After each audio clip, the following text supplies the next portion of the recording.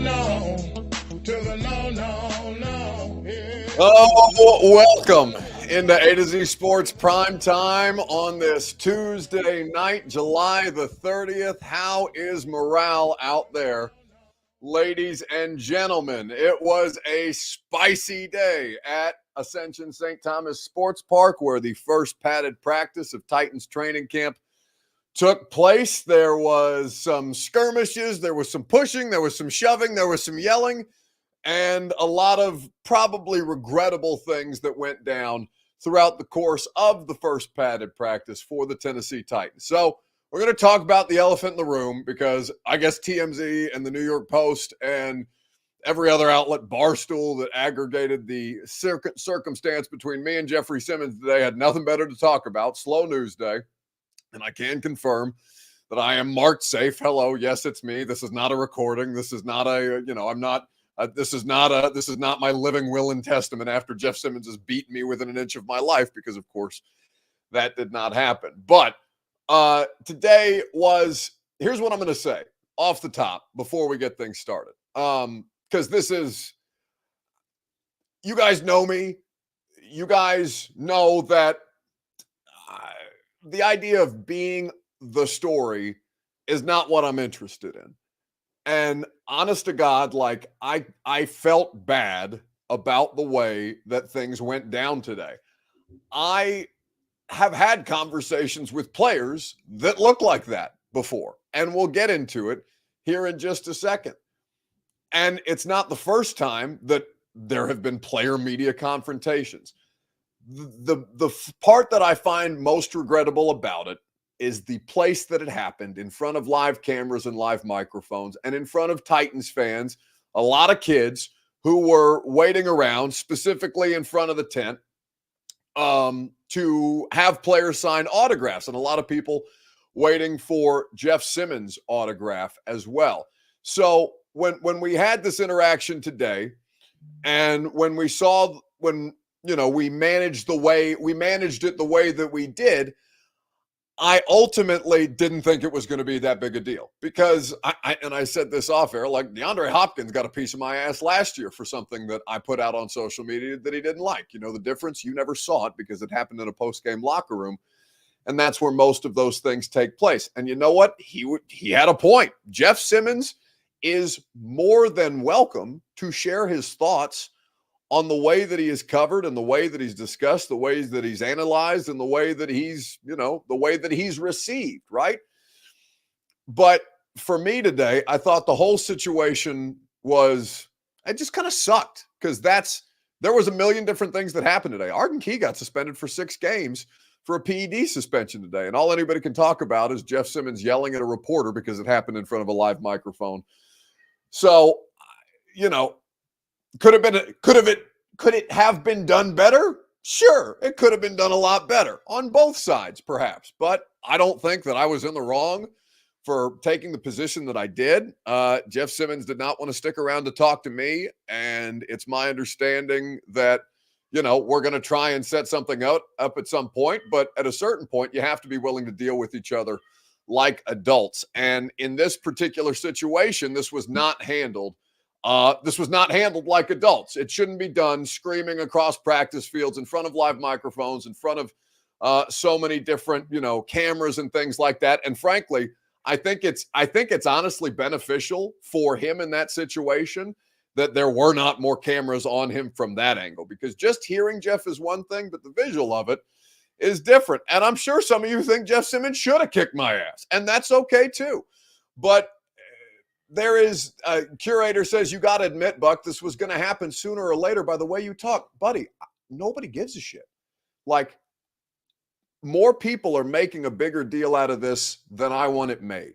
I really, we're going to talk about training camp because it was aggressive today. It was on the field and off the field aggressive today. But like, my job is to cover the team, and I'm out there covering the team. And if you take issue with things that I say, that's fine.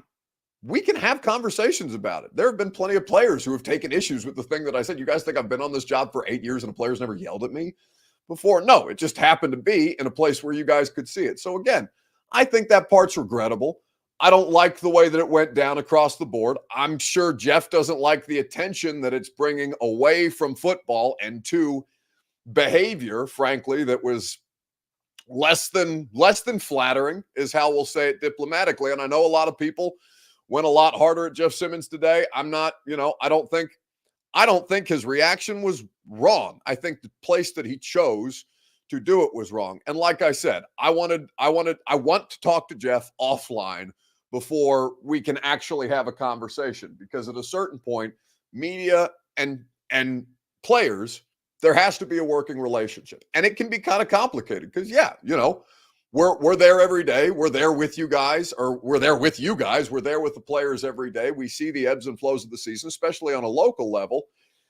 And you have a better read on the situation. And that stuff hits a lot more closely to home when you're putting out messages about, like, and I don't know if this was the thing that actually got him bothered. Again, I want to talk to him. I don't know when we're going to have the opportunity to talk to one another, because now it's going to be a whole ordeal. And I'm simply not interested in that. But the circumstance went down today the way that it did. I was less than pleased with how it resulted. And honestly, I think there's two real stars of that video that went viral, and it's gone viral today. So I guess we'll play the gone viral video. The two stars of that video are Lucas Panzica smiling, hoping that I get my lights punched out, and Roger McCreary, who's sitting down to do an interview, ready to talk about what happened on the practice field that day. Just kind of rides out Jeff's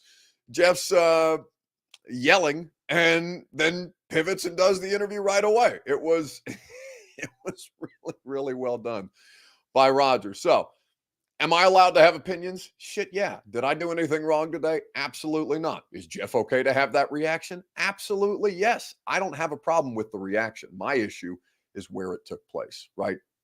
That all needed to be said on the front end. Now we move on with actual football conversation. Welcome into A to Z Sports Prime Time from the Zen Sports Studio. I'm your host, Buck Rising. I'm proud, as always, to be presented to you by the wonderful people at the Ashton Real Estate Group of RE/MAX Advantage. Your dream address without the stress is what the Ashton team offers. Go to GaryAshton.com for more information. Two Rivers Ford, the South's most trusted Ford dealer. Online at tworiversford.com, just 7 miles east of Nashville International Airport. Zen Sports, where betting just got better. Promo code ATOZTN gets you up to $100 on your no-danger first wager at zensports.com. And, of course, TrueMav Fitness, your first workout free as a Middle Tennessee resident at TrueMavFitness.com. Okay, so we ripped the Band-Aid off. Can we talk about what actually happened at football practice today? I think that there is a lot of, the first day of pads is always going to be hot, always going to have emotion, always going to have tempers flare. And I think in this moment, we saw it on a couple of different levels. One off the field situation and a couple of on the field situations. Now, is that normal? Is there any issue with players getting into one another at padded practice for the first time after going through the motions and football players being conditioned to do football things like hit each other really, really hard? No, emotions are always going to flare. Everybody gets into training camp. I won't say everybody gets into training camp fights, but there are training camp fights in all 32 NFL markets all across the league when pads come on during joint training camp practices, because turns out this shit gets hot, both physically, metaphorically, and emotionally. I think that there is a lot of different levels to this that need to be discussed, because the starting point for the Jeff Simmons interaction that I had was team drills. What we saw in team drills today was sloppy from top to bottom. On offense in particular, the offense did not have a good day. And on the defensive side, I'll stick with the term sloppy because of how things played out. And ultimately, nobody got hurt, right, at padded practice when tempers started to flare. But there were multiple opportunities where somebody could have. And that's not that you want to set the tone, but you want to set the tone appropriately. And I know that we're talking about a different kind of, it's tough to temper those emotions in real time. But that's something that you have to be able to do. You have to, from snap to snap, from play to play. Coaches have been saying it since Pee-wee football, right? Turn the page. Find a way to get over it, get your hand in the dirt, and play the next down. And that was that was not the experience today because there were too many things going on. And it's one thing to shit talk, right? Because there's plenty of shit talk going on. You got Jeff Simmons and Tavondre Sweat chirping at the offensive lineman and Levis. You've got DeAndre Hopkins making sure that people know that he's, that he's out there, that he's going to make plays, that he's passionate about it, and that they want to execute at a high level. So not that Hopkins did anything today or Sweat did anything today, but just kind of like when you're great and you're competing against one another, those kind of emotions come to the forefront. And so when it comes down to how the Titans handled this particular situation, I thought Jeff Simmons put a couple of people in tough spots today, and I'll explain what I mean by that here in just a second. Right after I ask you your Two Rivers Ford take on Facebook, YouTube, Twitter, and on Twitch. Fair or foul? Let's just put it that way. Jeff's entire day at Titans practice, from start of practice to the practice itself to the interactions afterwards, fair or foul, how do you feel about Jeff Simmons and the way that he conducted his business today? I think there's going to be a lot of different opinions on this. And I think for the most part, you guys are discerning and are probably going to separate these things one from another. Because I do think that parts of it can be fair and also parts of it can be foul. And you don't have to necessarily say just the entire day was a wash or a miss because you had some less than favorable moments, though he did have a couple of less than favorable moments. Amar says, you better watch out, Buck. Watch what you say. He might be watching this. Here's the thing, guys. It's like, I don't know how many ways to convey this as much as I can. I've been in their locker room for 8 years. It's not like, obviously Jeff Simmons is a very large and intimidating person, and I would be fool to think otherwise. But like, players getting upset with things that media people say is not new. The way specifically that it happened, where it happened, is the issue, not that he had the issue. This was, I thought, a pretty embarrassing moment off the field for him, and I thought that there were less than favorable moments for him on the field. So, like I said, players have always been able to take issue with us. The point is that we go to practice every day, that we have these opinions, that I express how I feel about this on social media, on the shows that I host, the radio show, the podcast, A2ZSports.com, all of it, and that I'm going to show up the next day for you to take issue with me if you have issue to take. And that's fine. That's a normal working relationship. The point, the place where it kind of bleeds together is, can you discern opinion from your emotion, or can you separate that opinion and that constructive criticism, or just that general criticism from your emotion? And sometimes those things bleed over. So that's what it is. I think that there is a lot of different ways that you can look at this. So let's start with the initial pushing and shoving match between Jeff Simmons and J.C. Latham. That I thought was fair. Latham started it for what it's worth. That is completely and totally normal in a training camp practice. You've got offensive linemen and defensive linemen. They're sweating. It's 96 degrees outside. They got coaches chewing their ass out because they weren't low enough in their sets, and they're looking to take it out on somebody. So Latham and Jeff get into a shoving match. That is completely fair. The part where it gets foul is Jeff swung at J.C. Latham, which was something that the officials, because they had officials at practice today, the officials said, threw a flag, said, if that was a game, you would have been tossed, and that would have been 15 yards. Okay, so that, first part fair, second part foul.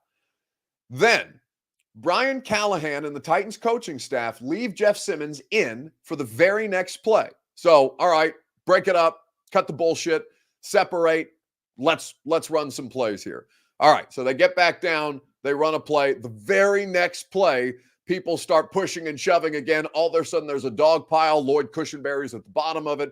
Jeff Simmons is involved. Mason Kinsey is chirping at him from the sidelines, and Jeff is hot about the situation.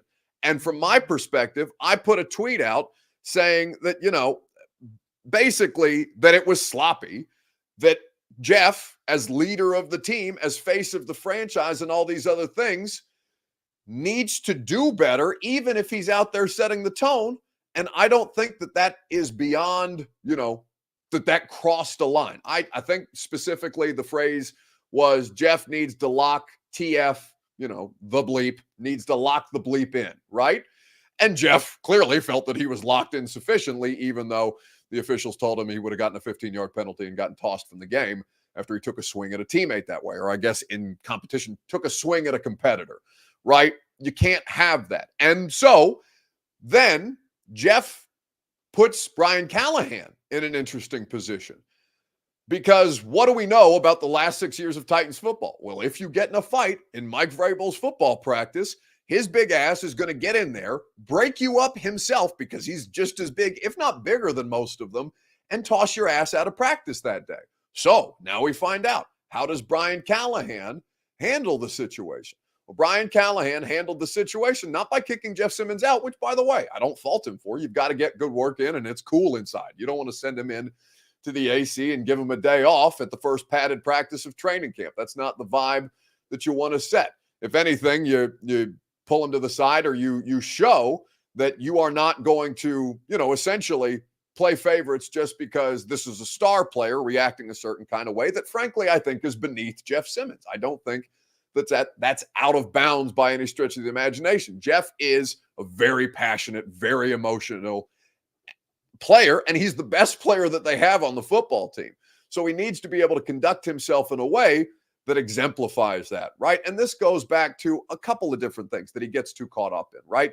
Spitting on players, the Marshall Yanda thing, going back to the 2019 playoff run against the Baltimore Ravens, the Pats, and the Kansas City Chiefs that year. Not in that order, but you understand my meaning. Like, Jeff has to find a way to be Jeff Simmons within the whistles, right? And then when the whistle blows, you have to find a way to just turn the page and get to the next play, even if you are an intensely passionate and emotional person. There has to be some balance if you want to be the face of the franchise.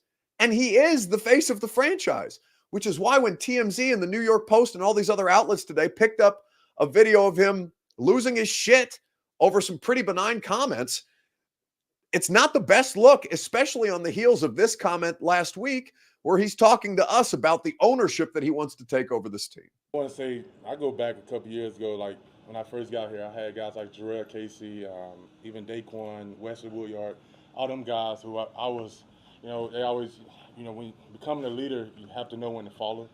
And I think as I was growing, especially through my first year as a rookie, I was learning a lot from them guys. And I want to say probably like going into my second year and then really my third year where I really felt like, this was my team.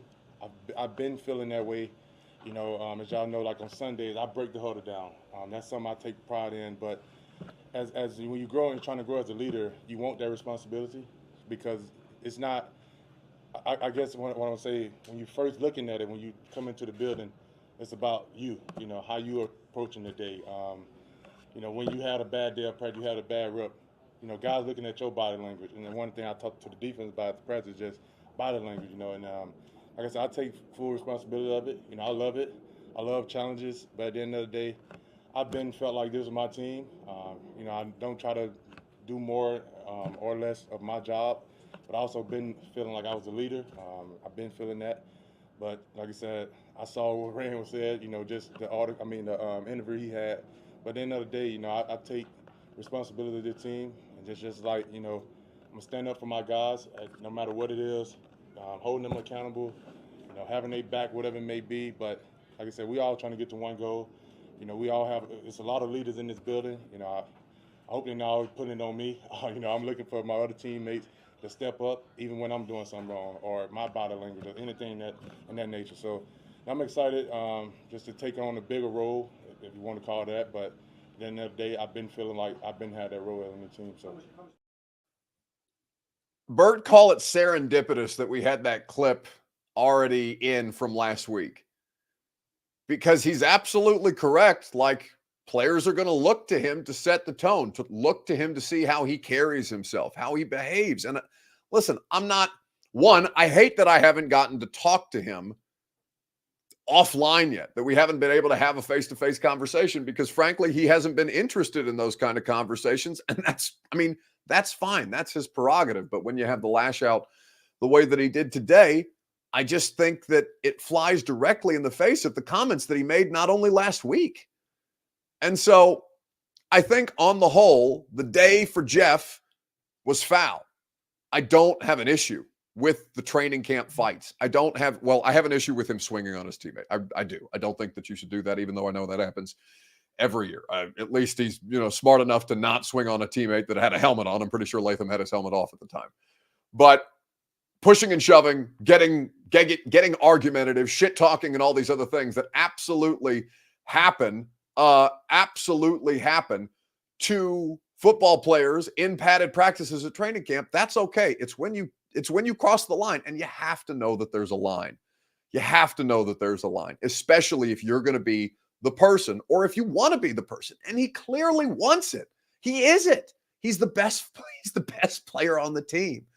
And when you are the best player on the team, yes, it is incumbent upon you to set the tone. I thought Jeff did that today.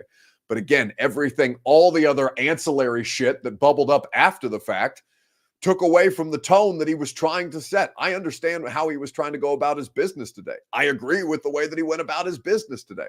Again, the only thing that I would say to you is the off the field stuff. There's a different place and time to have those conversations, and it's not in front of cameras and microphones and fans that are waiting for your autograph. That's just not it. Lisa says, you're a big guy behind the microphone and keyboard. Nobody likes you. Can't believe you're still on the air. Well, I mean, yeah, unfortunately, here's the problem. For those of you, maybe Jeff, we're both on 4-year deals. So you guys are stuck with me for the foreseeable future, regardless of how you think that situation got handled, right, wrong, or indifferent. So those contracts expire at the same time. So when Jeff's up for free agency, then we can talk about whether or not you want to renew my contract. So I think that there's a lot of this stuff. And I understand why people would take Jeff's side. I understand Jeff's side. I really do.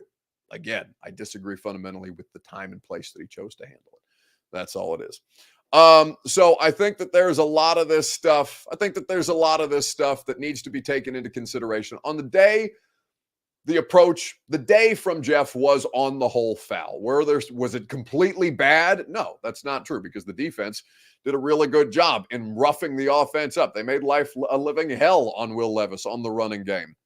They were aggressive as a defensive unit. They were caving in the right side of that offensive line that so many of you have questions about. But we're not talking about that today because of all the other shit. And I hate that, because that's what it is. So let's keep it moving on the primetime program, and we'll play the video, because there's no way I can have a segment called Gone Viral and not play the video, even though I'm not really interested in leaning into this more than need be, because obviously we got to talk about it. It's the only thing that anybody wants to see to talk about outside of Arden Key's PED suspension. So we will discuss at length tonight. Wimbo says, this feels out of character for Big Jeff. He shouldn't get a pass, but should be held to a higher standard. Benjamin Buck says, caving in the right side of the line. Here we go again. Billy Sullivan, it's Buck's job to make comments. He literally gets paid to talk. Y'all just love to hate. No, for the most part, honestly, I was surprised by how many people were not taking Jeff's side. And I did watch back the video. It's not a great look, right? It's not a great look top to bottom. However, nobody should be interested in taking sides on this kind of stuff. Only to say that, like I started the show with, it's a regrettable situation. It needs to be done in a different spot than that.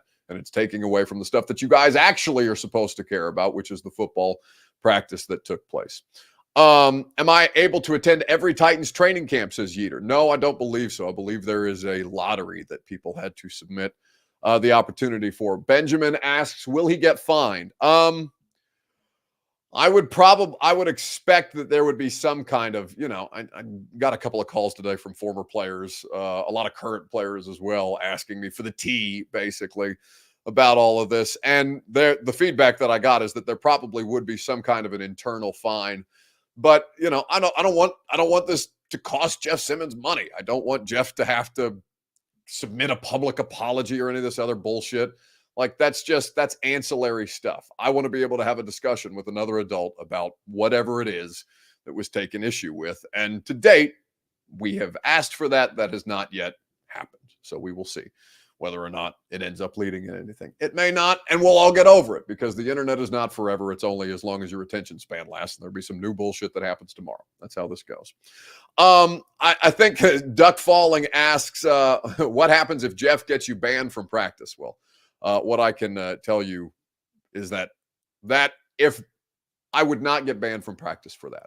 No, I mean, I'm not going to say that I wouldn't get banned from practice at all, because sure, I could do some bullshit that gets me kicked off the practice field. But that's not that deep. That's not how that works. What did I learn from all this? I learned that right place, right time can make a big impact, and that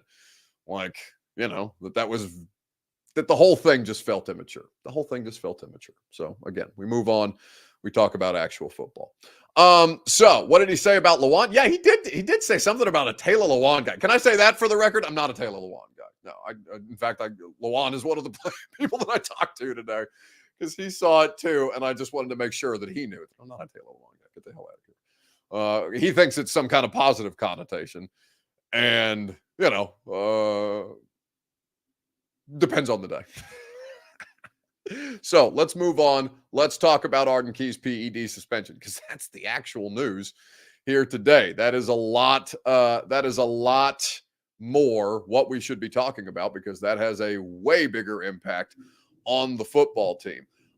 So with everything that they need up front right now, talking about defensively, losing edge depth unnecessarily is not one of them. And Paul Kaharski did report earlier today, in the middle of practice, as a matter of fact, that Arden Key was going to be suspended for the first 6 games of the regular season. So he will miss, and I will pull up the schedule for you so we can talk about the games that he is getting ready to miss. So Arden Key will miss at Chicago, week 2, the home opener against the Jets and the Packers at Nissan Stadium. He'll miss Monday Night Football. The bye week does not count, so he will miss both the Colts and the Bills game. He will be back. He will be eligible to return for the Lions game, but he must miss 6 games. The bye week, unfortunately for Arden Key in that situation, does not count as a week of his suspension.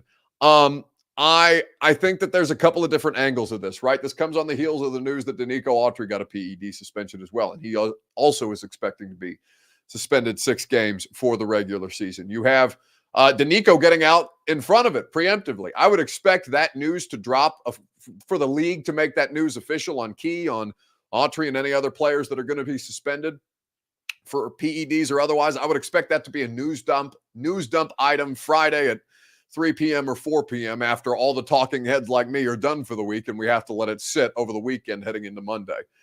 So that would be my anticipation on that. One, is he going to put out a statement similar to Danico Autry's, where he's going to claim somebody's fault other than his own?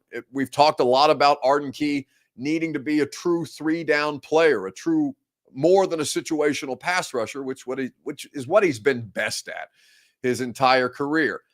What was he, and I have no idea because Arden hasn't talked about this, was he doing something to try and make sure that he could be physically the kind of player that he wants to be, that they want him to be in this defense, and maybe wasn't buttoned up on the banned substances list? I don't know what Arden Key's position on this is going to be, because Arden Key didn't speak today. Brian Callahan did speak today on the Key suspension. This was the Titans head coach. Resources at edge to manage with Arden heading for 6 games out? Yeah, I mean, I'm aware of the news. It's a league thing. I don't really have much to comment on until that comes out from the league. But yeah, we'll see. I don't know. It's not something that you wanted to hear, but we don't really have a choice. We got to go play football with who we have, and if we can find someone else, we will. And if we can't, then we got to play with what we have. So that's sort of where we're at.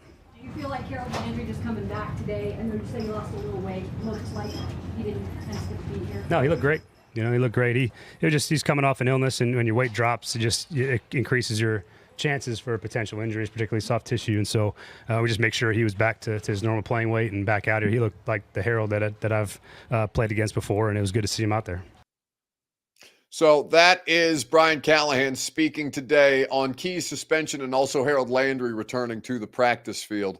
So they do get Harold back after missing time with an illness, but now Key, who was practicing today, and can continue to practice through the preseason and can play in the preseason, he will be unavailable, or is expected to be unavailable, for the first 6 games of the season. A to Z Sports Primetime is made possible by TrueMav Fitness in the Gulch. Go to TrueMavFitness.com. As a Middle Tennessee resident, you'll get your first workout free as a Middle Tennessee resident. No workout ever recycled or repeated. TrueMav Fitness goes above and beyond to put you in position to succeed. The fine folks at TrueMav Fitness will help you accomplish your fitness goals. I don't know if they can get you ready for training camp confrontations, but they certainly can put you in the best position to accomplish those fitness goals. Like I said, TrueMavFitness.com. So, do we need Key during those 6 games? John, who else is playing on the edge for you? Your edge group was already pretty questionable at best. In fact, of the position groups that I have the biggest questions about, safety is obviously one, because is Jamal Adams going to be a full-time starter here? I don't know, but they haven't signed another safety since they signed Jamal Adams. And 2, the edge rushing group is probably, if safety is 1A on questionable position groups for the Titans, then pass rush edge is 1B. So they cannot afford, I mean, they're going to have to figure this out, but they cannot afford to lose Arden Key. And now that they will officially, well, it hasn't been official yet. I expect it to be official on Friday when the league puts out such things. But they will lose him for the first 6 games of the season. I'm sure there will be appeals. Maybe he'll take the legal route, the way that Danico Autry said he was going to, alleging issue on the pharmaceutical side of things, as opposed to on Danico Autry knowingly taking a banned substance. But I don't see a situation in which they can afford to lose Arden Key. Now, there are names out there that NFL football fans are going to know. Yannick Ngakoue is still a free agent. Carl Lawson is still a free agent. Tyus Bowser is a free agent. But those dudes are out there on the open market for a reason. Now, can you wait until roster cuts start picking up guys that may be too expensive or maybe getting up there in age, but all these different things? I think that ultimately for the Titans, we talked about, or I posed the theory of a Matt Judon trade a couple of months ago. I feel like it was right around Harold Landry's birthday, and we did a bit that Bert came up with on what would you get Harold for his birthday. And I said, Matt Judon, trade the Patriots for Matt Judon on an expiring deal, even if Arden Key is going to be available, because your pass rush group, Harold is the best thing that they've got going. Weaver, maybe the physical changes he's made to his body will make a difference. Remains to be seen. Arden Key is going to be out of the picture for the foreseeable future once the regular season starts. And I mean, Jalen Harrell is a 7th-round pick. It's tough for me to put any kind of realistic expectations on him or Caleb Murphy, an undrafted rookie free agent, though there will be opportunity for those kind of guys to prove themselves. I like the idea of trading for Judon on, a conditional pick where, even if it's closer to the deadline, even though the deadline would come after the 6-week suspension, so I guess it wouldn't really make sense at that point. I would do it sooner rather than later if I was the Titans, because they have the cap space to take on his salary, unless he wants a contract extension, which I understand there being some question about, because if Carl Lawson missed basically an entire season of football, and Tyus Bowser missed basically an entire season of football due to injury, then it's hard for me to justify Matt Judon, who missed all but 3 games last year for the New England Patriots before he suffered a season-ending injury. And that is something to keep an eye on. But I personally like that solution more than the available options. It's a really tough spot that Arden Key, that Arden Key has put them in. And, again, I don't know how Arden feels about it, or I don't know when Arden will speak publicly about it. But Brian Callahan speaking today on the idea that was the situation for Arden Key. Now they'll continue to have to roster churn. Eric Alonso said, how did Levis look today? None of the quarterbacks had a really good day. Levis was either 6 for 12 or 6 for 13. He threw a couple of interceptions. One was on him. The other one, I think I would put more on a good play by the defender. That's now 3 interceptions in the last 2 practices that he's thrown. It's not the end of the world. Training camp practices, they're going to be interceptions, right? Mason Rudolph has struggled more than Will Levis did today. And it was a lot of the defense snuffing out the run and just giving the offensive line kind of hell in pass pro. I think that's going to be a work in progress. And that's kind of the expectation that I have for it right now. Cooper Martin says, I thought it was one. No, Matt Jackson had an interception. And, who was the second one that picked off Levis today? I'm going to have to go back and look at my training camp notes. But yeah, that is, it's not the end of the world. It just wasn't the offense in total's most crisp performance. And I think the protection was as big a part of that as anything. Demetrius says Levis needs to focus on getting better rather than dating IG models. Well, she's not an Instagram model. She's a very famous contestant from the Bachelorette universe. And, who he chooses to spend his personal time with is entirely his business. Unless it becomes an issue, why make it one, right? Like, who cares who he's hooking up with? Austin Stanley says Matt Jackson had both. Okay, Matt Jackson had both of the interceptions today. I appreciate the assist. So with all that being said, the PED suspension is going to cost them considerably. Like I said, I prefer the option of a trade as opposed to what's available on the free agent market. But if they want to ride it out, I guess they can at their own risk. Ooh, that's a big old thunder crack that we heard here on the downtown home office. But hopefully you guys are all out there and safe from the weather that's going on. All right, let's wrap up with a gone viral video. I made you wait till the end before we play the video. I'm not really crazy about playing the video, but we're going to do it anyway because it would be hypocritical for me to not, and also my phone will not stop dinging. Hopefully you guys don't hear all those text messages. Anyway, so gone viral. What was the best thing that you saw on the internet this week? Maybe it's me related. Maybe it's not. Come up with some suggestions. I'll remind you in the meantime that the Primetime program is made possible by the Ashton Real Estate Group of RE/MAX Advantage. GaryAshton.com. Don't sell without the intel that the Ashton team can provide. The official real estate agent of the Nashville Predators is GaryAshton.com. So I don't think it was definitely not the best thing that I saw on the internet this week, but it's the only thing that anybody on the internet cares to talk about.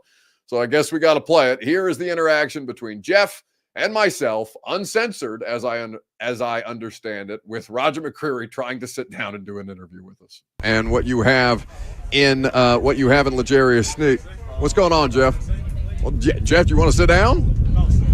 We can talk whenever you want to talk. Jeff, we'll deal with that later.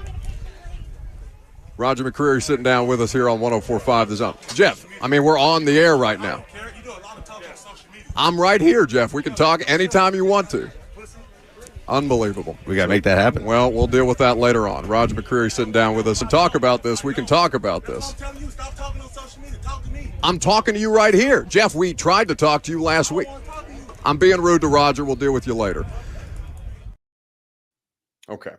So, like I said, it's not – the more I see the clip, the more that it makes me cringe. I don't like that it went down that way, but it does make me laugh to see Lucas cheesing at the idea that I might get punched in the face. So that is pretty hilarious. Just smiling the entire time. Kirby's out there telling me that he's going to dive in front of Jeff Simmons if he has to take a bullet. But Lucas laughing like an idiot the entire time, hoping that I get smoked. And that is finally the day that my untimely demise comes to pass and he can take over the radio show. It was the funniest shit that I've ever seen. Beyond Roger McCreary sitting there and being a total pro about the entire thing and then just going through an interview after the fact. So, like I said, it's a bad look. I don't know if they'll address it. I hope they don't have Denard Wilson address it tomorrow morning as the first person to talk about this shit, because I think that somebody else, including Jeff, probably needs to say something. I'm not talking specifically to me. I'm just talking about it in general. So it's not the end of the world. We will deal with what do I mean by deal with him later? I mean that I'll talk to him, right, guys? Like I said, I'm there every day, or not every day during the regular season, but I'm sure as hell out there every day during training camp and a couple of days a week during the regular season. I'm at every post-game locker room. I've been covering Jeff for 6 years. So why 6 years in we chose to have this particular moment to go that way, who's to say? But we'll talk about it. We have no choice but to. We have to have a professional working relationship. And the sooner that Jeff and I can come to some kind of terms on that, the better everybody else will be. All right. That's going to do it for us this evening. Harry says, y'all will make up. It's going to be fine. It's not that deep. Like I said, I thought it was made a way bigger deal than it actually was. And unfortunately for the Titans, they're having to deal with Fox News and TMZ and Barstool Sports putting it all out there, and not in the most flattering light. Anyway, like I said, that's going to do it for this evening. Have a great rest of your night. Chig is going to be on the radio show tomorrow. I did ask for Jeff, ironically enough, because, I mean, to be honest with you, and not just because obviously Jeff Simmons is a good get on the radio show beyond this, but like, I think the best thing that could be done in that moment, after we've had the opportunity to talk to each other offline, not in front of cameras, microphones, or the like, but I think the best thing that Jeff could do is to come back on the radio show and hash it out in a way for the audience to understand. So that's all that I think that should be done. I don't know if it will be done. Who's to say? We'll be back out of practice tomorrow, and we'll talk to Chig, and I'm sure I'll tell Chig that hopefully the start of his interview doesn't go viral the way that McCreary's did today. Derek said, Roger was so polite during it. I'm telling you, that Roger was the star of that whole thing because, frankly, I didn't know what else to do. I just decided to pivot back into the interview because what are we going to do? We can't air half the stuff that Jeff said on FCC Safe Radio. And, I offered Jeff the opportunity to sit down. I understand why he didn't sit down. Like, that's not the end of the world. But I thought Roger McCreary was the kind of professional, right, that you need to be in those moments that are awkward, that are uncomfortable, that there's criticism, that there's heated exchanges, emotions, or whatever. He's just minding his business, and we pivoted to the interview, and we talked some quarterback play, and we moved on with our day. So the Roger interview was good. I think you should go listen to it. I think you should go check it out. I thought we had a good talk. I don't know if they left the whole Jeff thing in the podcast or not, but I'm sure you can go find it. It's on TMZ, for God's sakes. All right. I've got a headache. I'm tired. I've had enough of this bullshit today. Have a great rest of your evening. Radio show tomorrow morning at 10 a.m. Like I said, Chigagonkwo is the guest, and we'll keep the thing rolling until such time as the wheels come off. See you guys tomorrow. Go home! Go home! Go home! You're embarrassing Nashville. Go home!